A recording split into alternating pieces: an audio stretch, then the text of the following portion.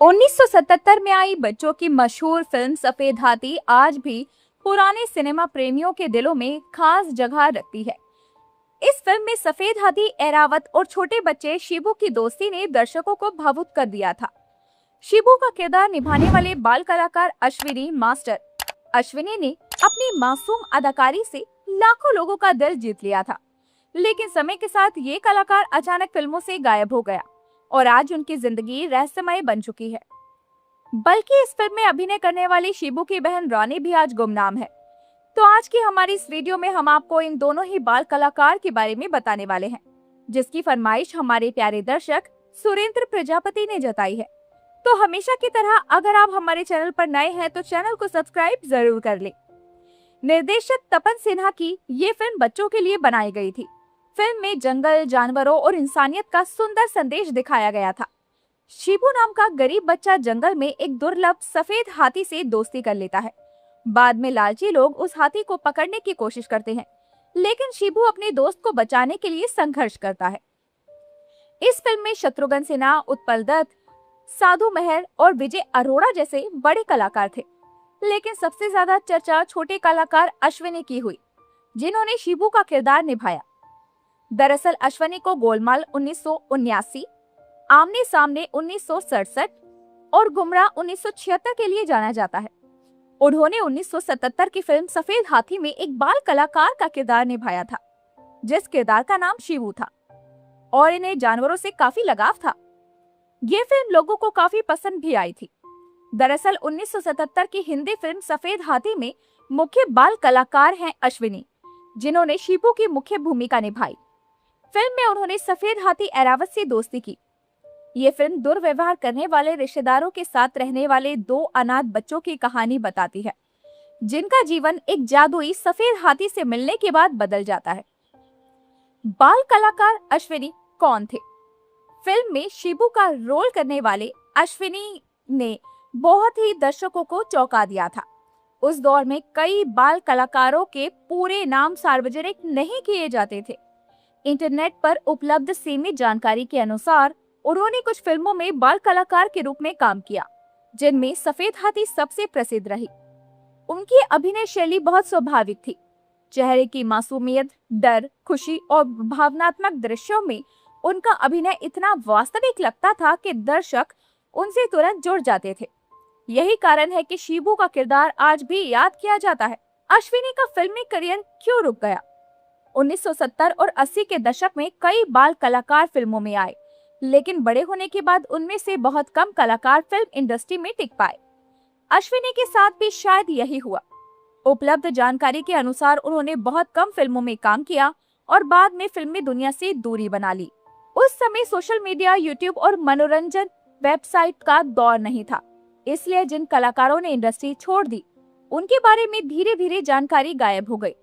अश्विनी भी उन्हीं कलाकारों में शामिल थे, जिनकी याद सिर्फ पुरानी फिल्मों में रह गई। आज कहाँ है अश्विनी? ये सबसे बड़ा सवाल है, जिसका स्पष्ट जवाब आज भी उपलब्ध नहीं है। इंटरनेट, फिल्म डेटाबेस और पुराने रिकॉर्ड्स में उनके वर्तमान जीवन के बारे में कोई पक्की जानकारी नहीं मिलती। कुछ लोग मानते हैं कि उन्होंने पढ़ाई पूरी कर सामान्य जीवन चुन लिया। कुछ का कहना है कि वो विदेश में बस गए होंगे या किसी दूसरे पेशे में चले गए होंगे, लेकिन इन बातों का कोई आधिकारिक प्रमाण नहीं है। यही कारण है कि अश्विनी को गुमनाम बाल कलाकार कहा जाता है। जिस बच्चे को कभी लाखों लोगों ने पर्दे पर पसंद किया, आज उसकी जिंदगी रहस्य बन चुकी है। सफेद हाथी सिर्फ एक बच्चों की फिल्म नहीं थी, बल्कि इंसान और जानवरों के रिश्ते पर आधारित संवेदनशील कहानी थी। फिल्म ने बच्चों को दोस्ती, ईमानदारी और प्रकृति से प्रेम का संदेश दिया। इसे राष्ट्रीय स्तर पर भी सराहा गया और इसे सर्वश्रेष्ठ बाल फिल्म का राष्ट्रीय पुरस्कार मिला। इस फिल्म की सफलता में अश्विनी का बड़ा योगदान था। अगर शिबू का किरदार कमजोर होता तो शायद फिल्म इतनी प्रभावशाली नहीं बन पाती। पुराने दर्शकों की यादों में आज भी जिंदा।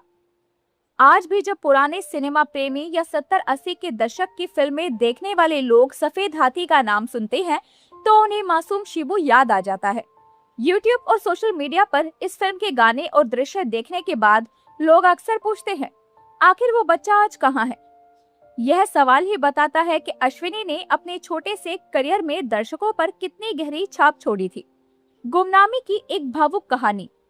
फिल्म इंडस्ट्री में कई कलाकार ऐसे होते हैं जो कुछ समय के लिए चमकते हैं और फिर अचानक गायब हो जाते हैं।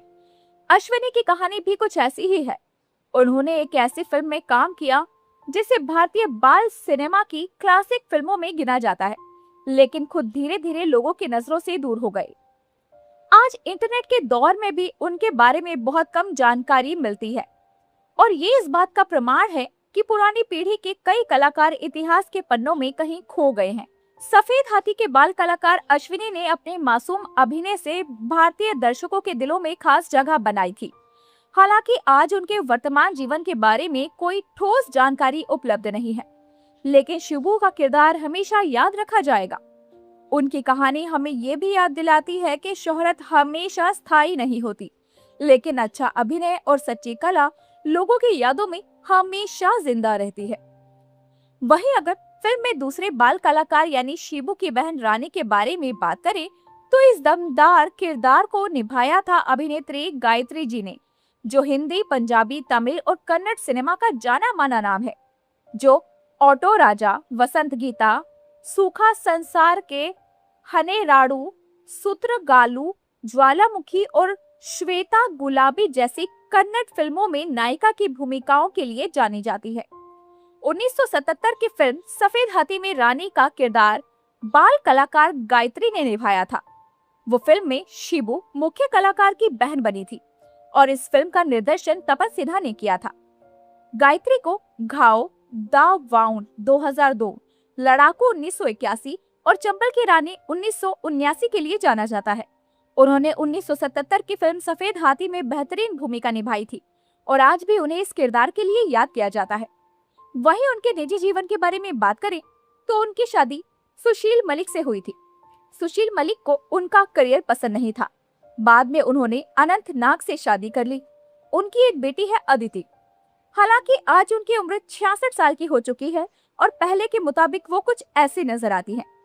ये फिल्म बच्चों के बीच काफी लोकप्रिय थी और इसने अपनी अनूठी कहानी के लिए राष्ट्रीय फिल्म पुरस्कार भी जीता था।